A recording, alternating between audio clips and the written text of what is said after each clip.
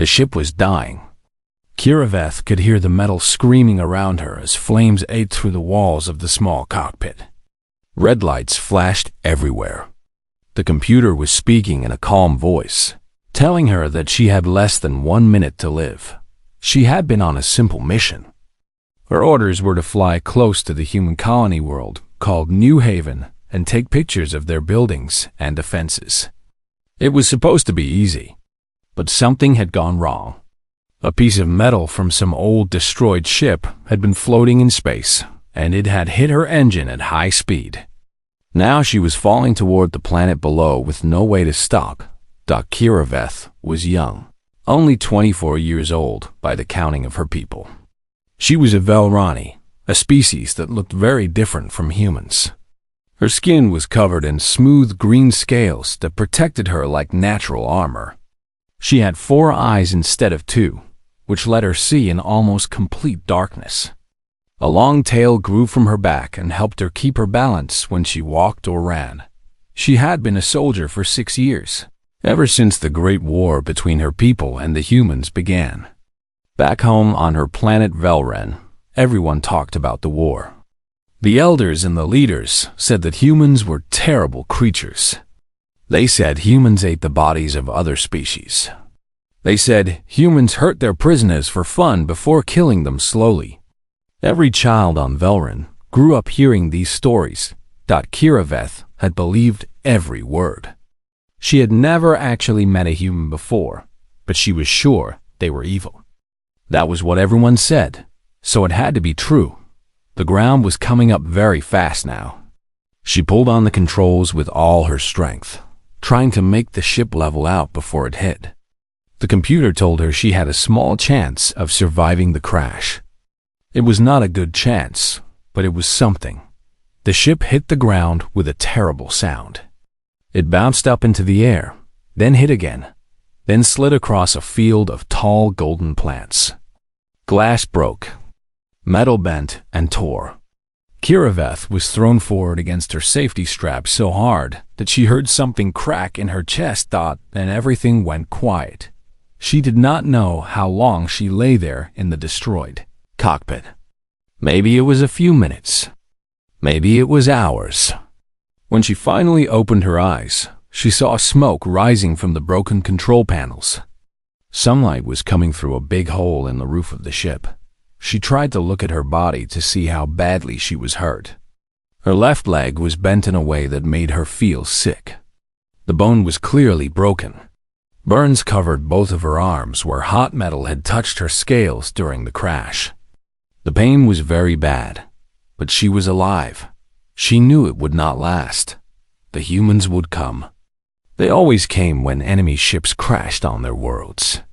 They would find her, drag her out of the wreckage, and do terrible things to her. That was what humans did. That was what she had been taught since she was a small child. Kiraveth tried to stand up, but her broken leg would not hold her weight. The best she could do was crawl out of the cockpit and fall onto the dirt a few steps away from her burning ship. The golden plants around her were strange and beautiful. They moved back and forth in a warm wind that carried a smell she did not know. She lay on her back and looked up at the sky. It was bright blue, not like the purple sky of her home. 2 suns hung above her, one big and yellow, one small and orange. On any other day, she might have thought they were pretty. Now they just reminded her that she was going to die very far from home. Time passed slowly. The ship kept burning behind her. Small flying creatures moved through the air above, making high sounds that might have been songs. Kiraveth closed all 4 of her eyes and waited for the end to come. She heard him before she saw him. Footsteps were moving through the tall plants, coming closer and closer. She opened her eyes and saw a shape walking toward her through the golden stalks. It was tall, standing on 2 legs with pale skin and no scales at all. A human. He was alone. He carried a bag over one shoulder, but she could not see any weapons in his hands. This confused her. She had expected soldiers with guns to come for her, not one man with just a bag. The human stopped a few steps away and looked at her. He had brown hair, cut short, and eyes that were the same color as the sky. He looked like he was about 30 years old, maybe a little older. His clothes were simple, brown pants and a blue shirt, the kind of clothes a farmer might wear instead of a soldier. For a long moment, neither of them moved. Kiraveth got ready for what was coming. He would call for others. They would come with chains and sharp tools and begin their work. She had heard stories of her people being kept alive for many days while humans slowly took them, apart piece by piece. But the human did not call for others. Instead, he knelt down slowly, making sure she could see everything he was doing. He reached into his bag and pulled out a small box. She knew what it was right away. A medical kit. Every species in the galaxy used boxes like that to treat wounds. He spoke some words, but she could not understand them. She did not have a translation device, and she had never learned the human language. But his voice was soft and gentle. It did not sound like the voice of a monster getting ready to hurt her. The human touched something on his collar, and suddenly she could understand his words. Some kind of translation machine. "Can you hear me now?" he asked. "Can you understand what I am saying?" Kiraveth said nothing. She did not trust herself to speak. The human nodded like he understood why she was staying quiet. "My name is Daniel Carter. I am not going to hurt you. I want to help you. Do you understand what I am saying?" Help her? That made no sense at all. Humans did not help Velrani. Humans killed Velrani. That was how things worked. Daniel moved closer, slowly, like he was trying not to scare a wounded animal. He opened the medical kit and showed her what was inside. Bandages, medicines, tools for fixing broken bones. He pointed at her leg and made a sad face. "That looks very bad," he said. "I need to hold it still before we can move you. This might hurt, but I will try to be gentle." Kiraveth still could not speak. She watched him with all four of her eyes, waiting for the trick, waiting for the trap to close around her. But Daniel just worked quietly, his hands moving with care and skill. He wrapped her leg in a special device that held the broken bones in place. He put a cool gel on her burns that made the pain go away almost completely. When he was finished, he sat back and looked at her with those strange blue eyes. "I need to call for help," he said. "I cannot carry you by myself, and you need real medical care. Will you let me do that?" Kiraveth finally found her voice. It came out as a rough whisper. "Why?" Daniel seemed to understand what she was really asking, even though she only said one word. He thought about it for a moment before he answered. "Because you are hurt," he said simply. "And helping people who are hurt is the right thing to do." He touched the device on his collar again. "Amy, this is Daniel. I am at the crash site. There is a survivor here, and she needs medical help right away. She is Velrani. She has a broken leg and burns on her arms. Can you get the clinic ready?" A woman's voice came back through the device. "I understand, Daniel. I will prepare everything. Bring her as soon as you can." Daniel put his hand on the ground near her, not touching her but close enough that she could see it clearly. It seemed like a gesture of peace, though she was not completely sure. "We are going to take care of you," he said. "You are safe now." Safe. Kiraveth did not know what that word meant anymore. Everything she had believed her whole life was falling apart around her, just like her ship had fallen apart when it hit the ground. She had expected death from the human. Instead, he was offering her life. She did not understand why. But as Daniel helped her stand up and supported her weight, as they walked slowly through the golden fields toward the colony in the distance, she found that she wanted to understand. For the first time since the war began, Kiraveth wondered if everything she had been taught might be wrong. Kiraveth woke up in a room she did not know. The walls were white and very clean. The bed under her was soft, much softer than anything she had ever felt before. The air smelled like medicine and something sweet, like flowers or maybe fruit. For a moment, she could not remember where she was or how she got there. Then, all the memories came rushing back.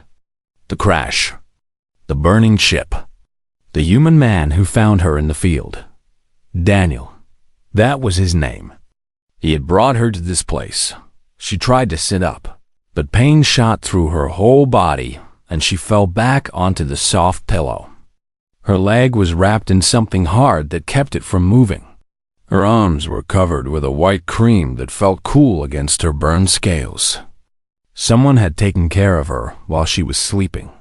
A door opened and a woman walked into the room. She was human, like Daniel, with long dark hair tied back from her face. She had kind eyes behind small glasses and wore a white coat. She carried a small device that made soft beeping sounds as she got closer to the bed. "Good morning," the woman said. Her voice was calm and friendly. "How are you feeling?" Kiraveth did not answer. She watched the woman with all four of her eyes, waiting for the kindness to stop, waiting for the real treatment to start. The torture would begin now, she was certain. The soft bed and the clean room were just tricks to make her feel safe before they started hurting her. The woman did not seem bothered that. Kiraveth stayed silent. She moved around the room, looking at screens and touching buttons, talking as she worked. "My name is Amy Lopez. I am the doctor here in New Haven. Daniel brought you in last night. You were in very bad condition, but we got you stable. Your leg was broken in 3 places. I fixed the bones and put them in a special cast that will help them heal.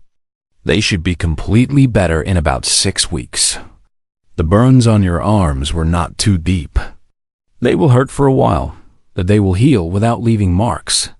She stopped moving and looked directly at Kiraveth. Her face was open and honest. There was no cruelty hiding behind her eyes. "I know you probably have many questions," Amy said. "And I know you have been taught to be afraid of us. But I promise you, nobody here is going to hurt you. We are not the monsters your people think we are." Kiraveth wanted to believe her. She wanted to believe that this was real, that these humans truly did not want to hurt her. But many years of training and teaching were not easy to forget. "Why?" she asked. Her voice was rough from sleep. "Why are you helping me? I am your enemy." Amy pulled a chair close to the bed and sat down. She did not touch Kiraveth, but she was close enough that her presence felt warm and comforting. "Let me tell you something about humans," Amy said. "We have a very long history of hurting each other. Wars, cruelty, terrible things. But we also have a tradition that goes back thousands of years. When someone is sick or hurt, we help them. It does not matter who they are or what they have done. A doctor does not ask if a patient deserves care. She just gives care." Amy paused and smiled softly. "You crashed on our world with a broken leg and burns all over your body. What kind of people would we be if we just let you die?" Kiraveth had no answer for that question. On her home world, enemy soldiers who crashed behind friendly lines were questioned and then killed. It was fast and practical. Showing mercy was seen as a weakness, something that enemies could use against you. The door opened again, and Daniel walked in. He looked tired, like he had not slept much, but he smiled when he saw that she was awake. "Good morning," he said. "I see Amy is taking good care of you. How does your leg feel?" "It hurts," Kiraveth admitted. "That is normal," Amy said. "I can give you something for the pain if you want. It will make you a little sleepy, but it will help a lot." Kiraveth nodded slowly. She still was not sure she could trust them, but the pain was making it hard to think clearly. Amy pressed something against her arm, and within seconds, a warm feeling spread through her body. The pain faded until it felt very far away. "Better?" Daniel asked. "Yes," she said. "Much better." Daniel sat down in a chair on the other side of the bed. He was holding a small flat screen in his hands. He put it on the table next to her. "I thought you might get bored just lying here all day," he said. "So I put some things on this for you to watch and read. Books, music, shows. Some of it is human stuff, and some is from other species we have met over the years. I even found some Velrani stories, but I am not sure how good the translations are." He showed her how to use the screen, moving his finger across it to change what was showing. It was simple technology, similar to what her own people used, but the things on it were unlike anything she had ever seen before. Over the next several days, Kiraveth spent most of her time looking at the screen. She watched human dramas about love and families. She watched funny shows that made her laugh, even though she did not want to. She watched programs about the history of Earth and its people. She listened to music that ranged from soft and quiet to loud and fast. She read stories about heroes and villains, about normal people doing amazing things. It was confusing and wonderful and scary all at the same time. Daniel came to visit her every day. He told her about his life on the colony, about his job growing food in the dry soil of New Haven. He told her about his daughter Sophie, who was 7 years old and always asking questions about everything. He told her about his wife, who had died from a sickness 3 years ago, before anyone on this world even knew that other species existed in the stars. "She would have loved to meet you," Daniel said one afternoon. She always dreamed about a universe where different species could understand each other. She believed that fear and hate only exist because people do not take time to really listen to each other.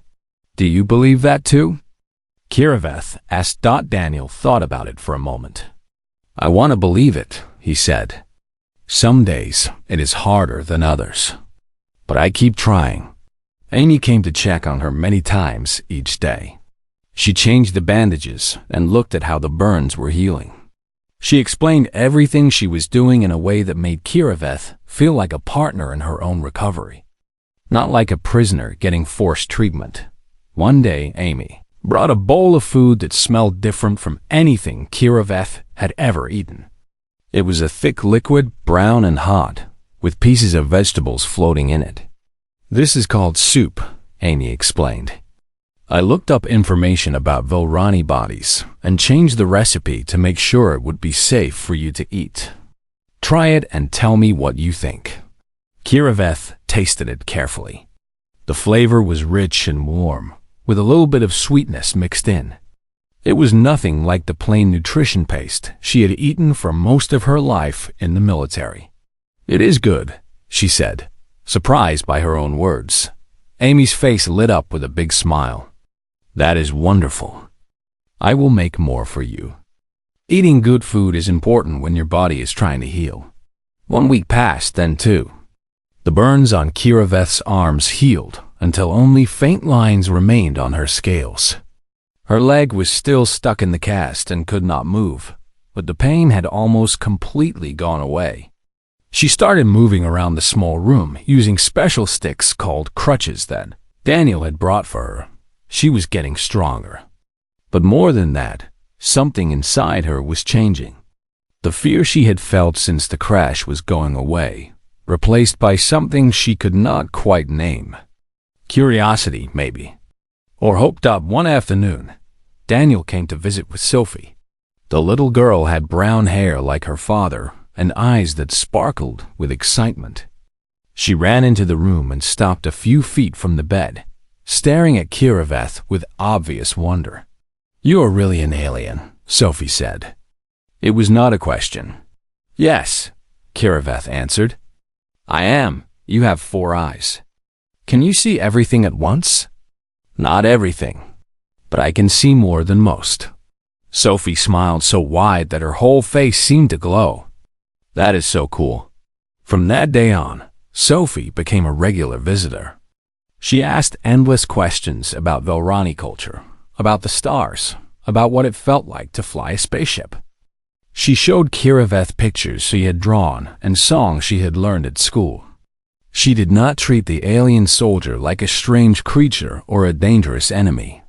She treated her simply as a new friend, and slowly, against everything she had ever been taught to believe, Kiraveth began to smile back. 3 weeks after the crash, Kiraveth took her first steps outside the medical clinic. The hard cast on her leg had been replaced with a lighter support that let her walk with only a small limp. Amy held one of her arms and Daniel held the other. Together they helped her through the front door and out into the warm sunlight of New Haven. The colony was smaller than she had thought it would be. There were maybe 40 or 50 buildings spread across a valley floor. The golden plants she had crashed into surrounded the settlement on all sides, swaying gently in the breeze. Mountains rose up in the distance, looking purple and hazy in the morning light. The air was clean and fresh, with that sweet smell she had noticed on her first day. People stopped what they were doing to look at her. Kiraveth felt her body go stiff, expecting to see anger or fear or hatred on their faces. But most of them just nodded in a polite way and went back to their work. A few even smiled and raised their hands in greeting. "They have been curious about you," Daniel explained. "But I told them you need time to get better before you answer a lot of questions." "They are not scared of me?" Kiraveth asked.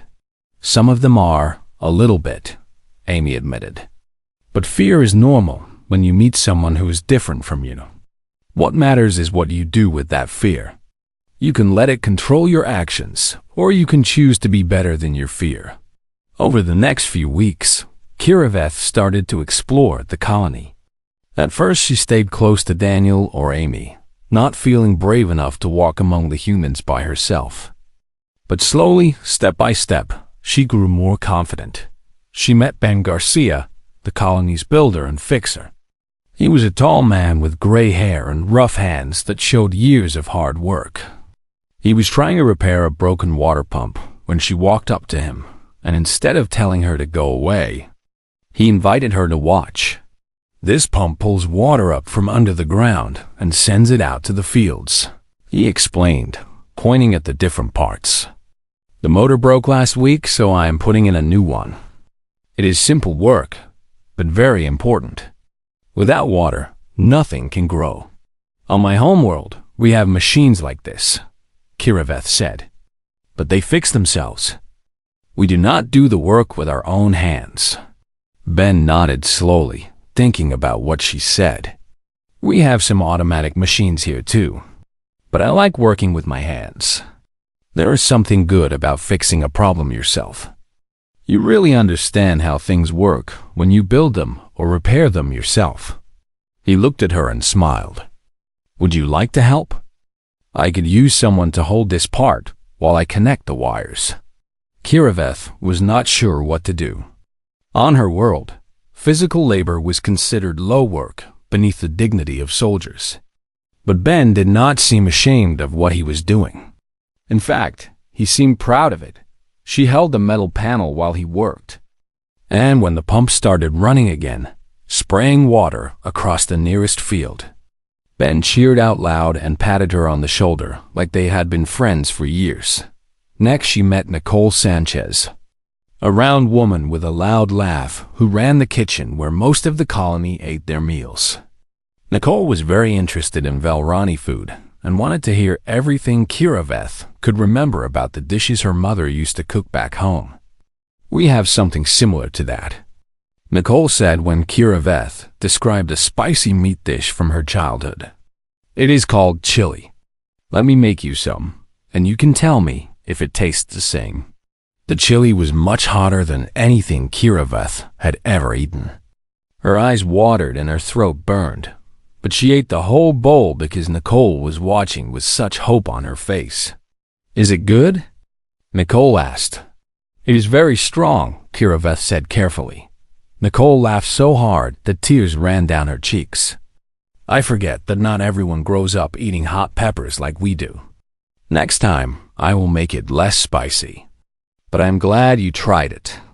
I think food is how we really understand each other.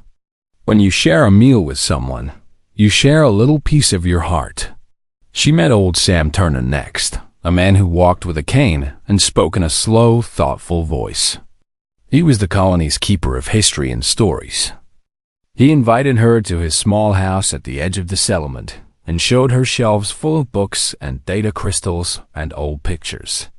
"I have been collecting stories my whole life," Sam said. "Mostly human stories, but lately I have been gathering what I can find about other species too. There is so much we do not know about each other. So much we guess at instead of asking about." He showed her pictures from Earth's past. Some were from wars and disasters, times when humans had hurt each other in terrible ways. But he also showed her pictures of people helping each other. Strangers pulling survivors from destroyed buildings. Doctors working all night to save lives. Communities coming together after floods and fires and earthquakes. Humans can do great evil, Sam admitted. That is true, and there is no point pretending otherwise. But we can also do great good. The question is always which path we choose to follow. How do you choose? Kiraveth asked him. Sam smiled, his old face wrinkling around his eyes. One choice at a time, I think. Every day, when we wake up, we decide what kind of person we want to be. Some days, we fail and make bad choices. But then we wake up the next day and we try again. Sophie continued to follow Kiraveth everywhere she went. The little girl talked constantly about whatever was in her head at the moment. She showed her the small school where the colony's children learned together. She introduced her to the family pet, a furry animal called a dog that barked with excitement and licked her scales with a wet tongue. She taught her a simple human game that involved throwing a ball into a net hanging from a tall pole. Kiraveth was very bad at the game. Her body was not built for throwing, and the ball kept going in the wrong direction. But Sophie just laughed and showed her how to hold it differently. The child was patient and encouraging, never getting frustrated even when Kiraveth missed again and again. You will get better, Sophie said with complete confidence. Everything is hard when you first start. Then you practice a lot and it gets easier. Kiraveth thought about those words often in the days that followed. She thought about all the things she had been taught, all the beliefs she had held without ever questioning them. Humans were monsters. Humans were cruel and savage. Humans could never be trusted. But these people were not monsters. They were farmers and doctors and builders. They were parents and children, workers and dreamers. They laughed and cried and argued and made up. They were not perfect, but they were trying their best to be good. And they had welcomed her, an enemy soldier from a species at war with their own, into their community. They had asked for nothing in return. One night, sitting on the porch of Daniel's house while Sophie slept inside, Kiraveth asked the question that had been growing bigger in her mind for weeks. The war, she said quietly. My people were told that humans started it, that you attacked us without warning and killed millions of us. Is that true? Daniel was quiet for a long time. When he finally spoke, his voice was careful and measured. I do not know the whole truth, he admitted. What I know is what we were told. The story we heard was that a Velrani fleet crossed into human space and destroyed a mining station. 1,800 people died there, including many children. Our government declared war the very next day. Kiraveth felt cold, even though the night air was warm. We were told that humans attacked a ship carrying our diplomats, that you killed our ambassadors before they could even say a word. Then someone is lying, Daniel said. Maybe both sides are lying. That happens in wars more often than people like to admit. If it is all lies, Kiraveth said slowly, then everything I believed is wrong. Everything I was taught. Everything I did in the name of my people during my years as a soldier. Daniel turned to look at her. His expression was sad, but he was not judging her. That is a very heavy thing to carry, he said. I am sorry. Kiraveth did not sleep that night. She lay in the small guest room that Daniel had prepared for her and stared up at the ceiling in the dark. She thought about truth and lies. She thought about all the blood that had been spilled because people on both sides believed stories without ever checking if they were real. She thought about her younger sister back home on Voran, who was just old enough now to start military training. She thought about all the young soldiers on both sides who were fighting and dying for reasons they did not really understand.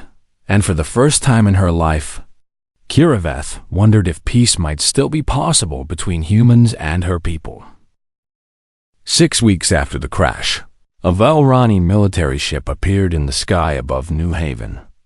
Kiraveth was working in the fields with Daniel when the warning came. A loud alarm sounded across the whole colony, and people stopped what they were doing to look up at the sky. Fear was easy to see on their faces. Daniel checked the small communication device he always carried with him. His face went pale as he read the message. "A ship just arrived in orbit," he said. "It is from your people."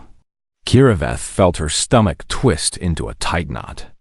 She had known this moment would come eventually. Her ship's emergency signal had been sending out calls for help since the crash. Someone would have heard it, tracked it, and come looking for her. She had just hoped it would take longer than this. "They are trying to talk to us," Daniel said. "They want to speak with whoever is in charge here." The leader of the colony was a woman named Ruth Martinez. She had been a military officer once, many years ago, but she had left that life behind to come to New Haven and escape from violence. She was strong and smart, with gray hair and sharp eyes that noticed everything. When she heard about the ship in orbit, she called an emergency meeting in the main hall. Kiraveth stood at the back of the crowded room. She watched as Ruth accepted the communication from the Velrani ship. A glowing image appeared above the central table, showing a face that Kiraveth knew very well. Commander Sethan, her commanding officer. The man who had sent her on the scouting mission that had ended in disaster. Sethan was tall for a Velrani, with scales darker than most and 3 long scars across his face from some battle years ago. He was known throughout the fleet for being efficient and merciless. The humans in the room grew tense when they saw him, sensing danger, even though they had never met him before. "I am Commander Sethan of the Velrani military," he said. His voice was cold and without feeling. "I am here to take back Scout Kiraveth, who crashed on your world 6 weeks ago. You will give her to us right now." Ruth stood tall and did not show any fear. "Scout Kiraveth has been getting medical care here. She was badly hurt in the crash." "That is not your concern," Sethan replied. "She is a citizen of Velrun and a soldier in our fleet. You have no right to keep her here. We are not keeping her here against her will. She has been free to leave whenever she wanted. The problem was that she could not walk until recently because of her injuries." Sethan's eyes got narrow. "I see. Then you will have no problem giving her back to us now. We will send a small ship to pick her up within the hour." Ruth looked toward the back of the room where Kiraveth was standing. The message in her eyes was clear. This was her choice to make. Kiraveth walked forward through the crowd. Her heart was beating so fast she could feel it in her throat. "Commander Sethan, I want to talk to you." Sethan turned his attention to her. His expression did not change at all. "Scout Kiraveth, you survived. That is good. When you come back, we will ask you questions about what happened, and then give you a new assignment." "I have questions first," Kiraveth said. "Questions about the war. About how it really started. About what we have been told." Something flickered across Sethan's face. "Anger, maybe. Or suspicion. Those questions are above your rank, Scout. You will return to the ship and do your duty. But what if our duty is wrong?" Kiraveth pushed harder. "What if we have been lied to? What if the humans are not what we were taught to believe?" Sethan's face became hard like stone. "You have been compromised. The humans have poisoned your mind with their lies. This is exactly why we do not take prisoners. Showing mercy makes us weak." He turned back to look at Ruth. "You will prepare Scout Kiraveth to be picked up right now. Once she is on my ship, we will leave. But I must tell you that this colony has been marked for destruction.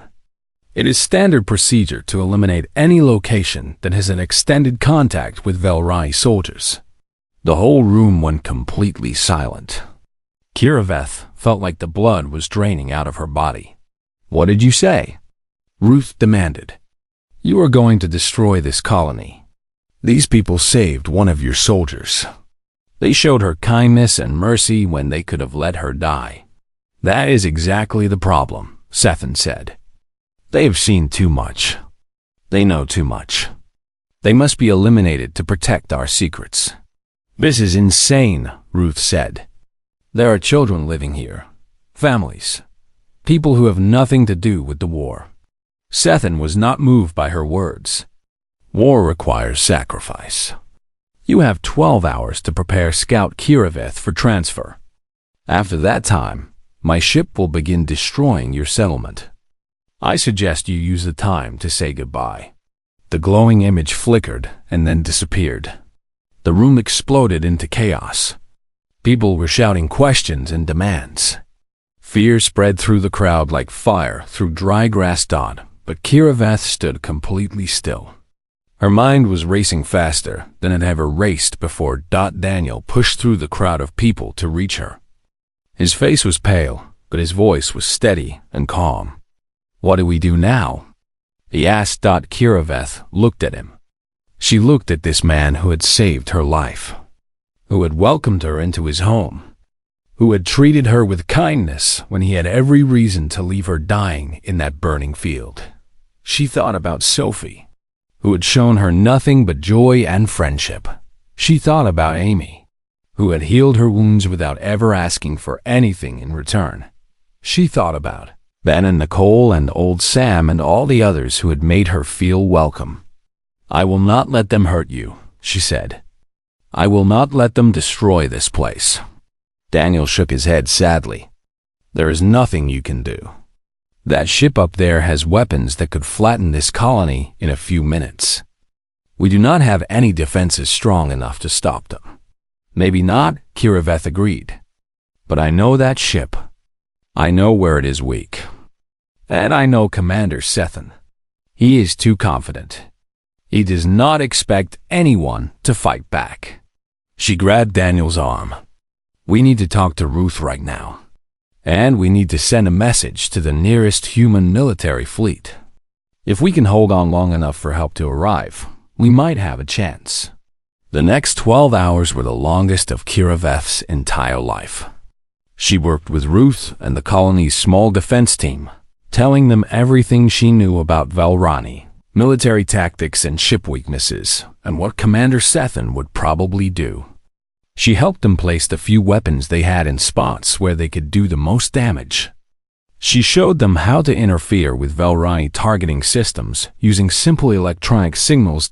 At the same time, they sent an emergency call to the human military fleet, begging for help. The nearest ships were hours away, maybe too far to arrive in time. But it was their only hope. When the 12 hours ended, Commander Sethan made contact again. His glowing image appeared in the main hall, looking down at the gathered colonists with cold satisfaction. "Scout Kiraveth, your time is finished. Come to the landing area and wait for the shuttle. If you cooperate, I will make your punishment quick. If you do not cooperate, it will be very slow." Kiraveth stepped forward. She was shaking, but not from fear, from anger. "I am not coming back," she said. "Not to a fleet that kills innocent people. Not to a military that lies to its own soldiers. I have seen what humans really are, Commander. They are not the monsters you told me they were. They are kind and generous and good. Better than we have ever been." Sethan's eyes went wide with shock. "You are a traitor. You betray your own species for the enemy." "No," Kiraveth replied. I am refusing to serve lies and cruelty. If that makes me a traitor, then I accept that name." She took a deep breath. "The human fleet is coming, Commander. They will be here within hours. You can destroy this colony if you want, but you will not escape.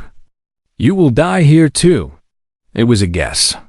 She did not actually know if the fleet would arrive in time. But Sethan did not know that either, and she saw a flash of doubt cross his face. "You are lying," he said. "Am I?" "You know how humans are, Commander. You know how they react when their people are in danger. Do you really want to see what happens when their fleet arrives and finds you attacking a colony full of civilians?" Sethan stared at her for a long, tense moment. Nobody in the room moved or even breathed. Then Sethan smiled, but there was no warmth in it at all. "Very well, traitor. Let us see which one of us is right." The glowing image disappeared. Outside the windows, the sky started to glow as the Velrani ship powered up its weapons. The attack was about to begin. The first shots came down from the sky like falling stars made of fire. Kiraveth watched from the underground shelter beneath the main hall as the Velrani ship opened fire on the colony's outer defenses. Bright beams of energy cut through the air and hit the ground with explosions that shook everything around them. The colonists had prepared as well as they could in the time they had. They had moved everyone underground, into basements and storage rooms and the natural caves in the nearby mountains. They had put their few weapons in places where the ship's targeting would have the most trouble finding them. They had done everything Kiraveth told them to do and more, but she knew it would not be enough. Without help coming from somewhere, the colony would not survive the day. Ruth stood next to her, watching a screen that showed where the enemy ship was moving in orbit. Her face was tight with tension, but her voice stayed calm and steady. "How long until the fleet gets here?" she asked. "I do not know for sure," Kiraveth admitted. "Maybe 2 hours. Maybe longer. Can we last that long?" Kiraveth did not answer. She did not need to. They both already knew what the truth probably was. Daniel appeared at her side with Sophie held tightly in his arms. The little girl was scared. Tears were running down her face. But she was not crying out loud. She was trying to be brave, braver than any child her age should have to be. "Everything is going to be okay," Daniel told his daughter. But his eyes met Kiraveth's over the child's head, and she could see the fear he was trying to hide. Another explosion shook the ground above them. Dust fell from the ceiling of the shelter. Somewhere in the distance, she could hear voices shouting and calling out to each other in the darkness. Kiraveth closed her eyes and thought about everything she had lost. Her home, her family, her people. Everything she had believed in had turned out to be lies, and now she was probably going to die in a hole, in the ground on a planet far from anyone who knew her name. But she was not alone. That was something important. These people, these humans she had been taught to hate her whole life, had become her friends. Her new family. The kindness they had shown her was worth more than all the medals and honors she had won during her years in the military. If she had to die, at least she would die among people who loved her. An hour went by. Then another. The attack from above continued, but something strange was happening. The explosions were not getting closer to the center of the colony. If anything, they seemed to be moving away, hitting the outer fields and empty buildings, instead of the places where people were hiding. Ruth noticed it too. "Why is he holding back?" Kiraveth shook her head. "I am not sure. Maybe our interference is working better than we thought. Maybe his sensors are having trouble finding targets. Or maybe," she thought, but did not say out loud, Sethan was playing with them, stretching out the destruction for his own enjoyment. Then a new alarm sounded, different from the first one. Ruth looked at her screen, and her eyes went very wide. "Ships," she breathed. "Human ships. 3 of them just arrived in orbit." Kiraveth grabbed the screen and looked at it herself. 3 vessels, each one bigger than Sethan's ship, were moving into position around the planet. Their weapons were powering up, all of them pointed at the Velrani ship that was now surrounded and alone. A voice came through the communication system. A human voice, strong and confident. "Velrani vessel, this is Captain Amanda Webb of the human ship Horizon. You are ordered to stop fighting immediately and leave this system. If you fire one more shot at that colony, we will destroy your ship." For a long moment, nothing happened. The Velrani ship hung still in orbit, surrounded by the 3 human vessels. Kiraveth held her breath and waited to see what would happen next. Then the Velrani ship started to move. Slowly, like it did not want to, it pulled away from the planet and turned toward the empty darkness of deep space. Sethan's voice came through the speakers one last time. "This is not finished, traitor. We will find you. We will find everyone who helped you. And when we do, there will be no mercy shown to any of you." The communication cut off. A moment later, the Velrani ship disappeared into faster-than-light travel, running away before the human fleet could catch it. The shelter erupted with cheers. People hugged each other and cried with relief and happiness. Sophie wrapped her small arms around Kiraveth's leg and squeezed as tight as she could. "You did it," the little girl said. "You saved us all." Kiraveth knelt down and held the child close to her. "We saved each other." The days that followed were busy with fixing things and recovering from the attack. The colony had suffered damage, but nothing that could not be repaired. The most important thing was that nobody had died. The shelters had protected everyone. The interference signals had worked. The fleet had arrived just in time. Captain Webb came down to the planet to meet with Ruth and the other leaders. She was a tall woman with short gray hair and a serious face that softened when she shook Kiraveth's hand. "You took a very big risk," the captain said, "warning these people about the attack, giving them information about your own fleet. If you had been wrong about us, you would be dead now." "I was not wrong," Kiraveth said simply. Captain Webb smiled just a little.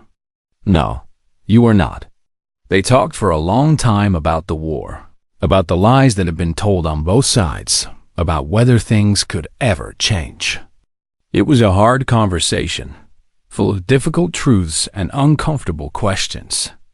But it felt important, like the first small steps on a very long road. When the talking was finished, Kiraveth walked to the top of the hill that overlooked the colony. The 2 suns were setting, painting the sky in beautiful shades of orange and pink and gold. The golden fields stretched out below her, moving gently in the evening wind. The sounds of life drifted up from the settlement. People talking and laughing and working together to rebuild what had been damaged. Daniel climbed the hill to stand beside her. They stood together in comfortable silence, watching the sunset. "What happens now?" She finally asked. Daniel thought about the question. "That depends on what you wanted to do." Captain Webb said she could take you to a safe place, somewhere far from the war where Sethan cannot find you. You would be protected there. You could start a completely new life. Kiraveth thought about that option. Running away, hiding, living out the rest of her days in some quiet corner of space while the war went on without her. It was a safe choice, a practical choice, but it was not the right choice. "I want to stay here," she said. "If you will let me." Daniel's face broke into a wide smile. "Sophie would be very angry with me if I let you leave. She has been telling everyone that her best friend is an alien warrior princess." Kiraveth laughed even though she did not mean to. "I am not a princess. Good luck telling her that." They stood together as the sun sank below the edge of the world, and the first stars appeared in the darkening sky. Somewhere out there among those distant lights, the war was still going on. Somewhere out there, people on both sides were still fighting and dying for reasons they did not fully understand.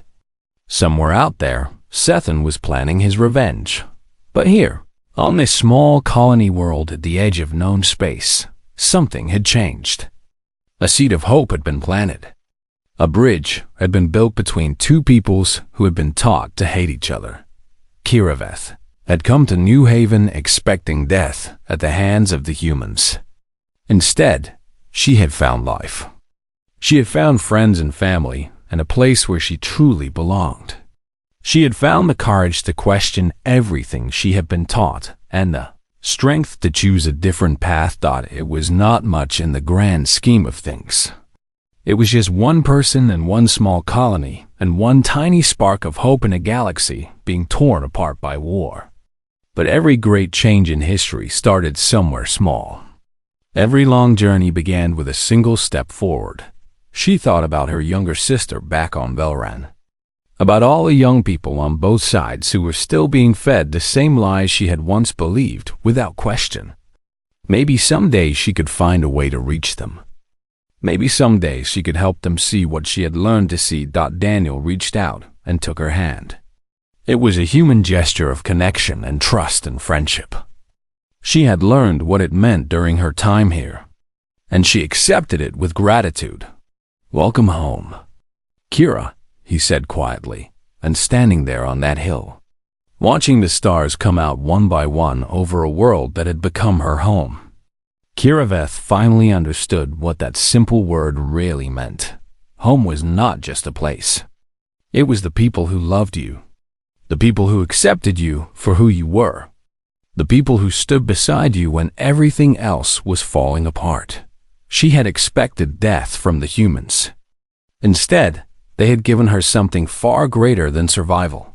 They had given her hope, the end.